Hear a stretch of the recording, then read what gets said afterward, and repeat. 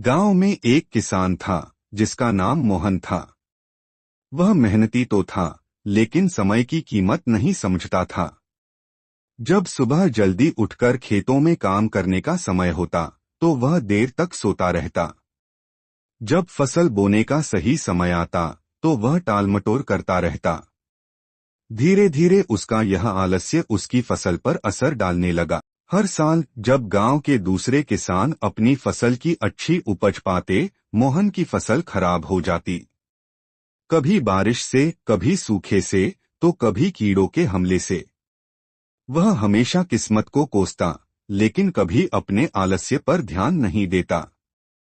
उसके पड़ोसी रामू ने कई बार उसे समझाने की कोशिश की। मोहन, समय बहुत कीमती है। जो इसे गंवाता है वह पछताता है। लेकिन मोहन ने कभी उसकी बातों को गंभीरता से नहीं लिया। एक साल गांव में बहुत अच्छी बारिश हुई थी। सभी किसानों ने समय पर खेत जोते, बीज बोए और समय पर खाद पानी दिया। उनकी फसल लहलहा उठी। लेकिन मोहन हमेशा की तरह देर से खेत में गया, बीज भी देर से बोए और देखभाल में भी लापरवाही की। जब कटाई का समय आया, तो बाकी किसानों की फसल खूब अच्छी निकली, लेकिन मोहन की फसल सूख गई और बहुत कम अनाज मिला। इस बार उसकी आर्थिक स्थिति बहुत खराब हो गई। घर में अनाज तक नहीं बचा था। उसे उधार लेना पड़ा, लेकिन धीरे धीरे गांव में उसकी साख भी खराब होने लगी। लोग उसे आलसी और लापरवाह कहने लगे।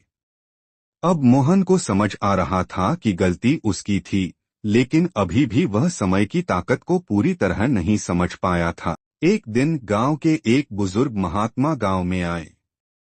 उन्होंने एक सभा रखी और लोगों को जीवन में अनुशासन और समय की महत्ता समझाई। मोहन भी वहां बैठा था।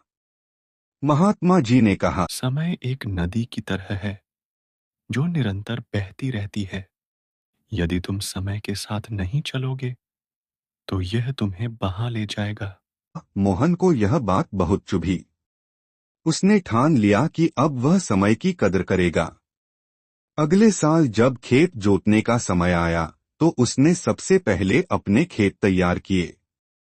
बीज समय पर बोए, खाद और पानी की व्यवस्था की और मेहनत से काम करता रहा। समय ने दिया इनाम। जब फसल कटाई का समय आया, तो इस बार मोहन की फसल बाकी किसानों की तरह अच्छी निकली। उसने पहली बार इतना अनाज इकट्ठा किया कि उसका घर भर गया और उसे बाजार में बेचकर अच्छा मुनाफा भी हुआ। गांव के लोग उसकी मेहनत की सराहना करने लगे। अब मोहन को पूरी तरह समझ आ गया था कि समय का खेल वही जीतता है जो इसे समझदारी से खेलता है। उसने अपने जीवन में समय का सही उपयोग करना सीख लिया था। सीख, समय बहुत कीमती होता है। यदि हम इसे व्यर्थ गवाएंगे, तो पछतावा ही हाथ लगेगा। लेकिन यदि हम समय का सही उपयोग करेंगे, तो सफलता निश्चित है।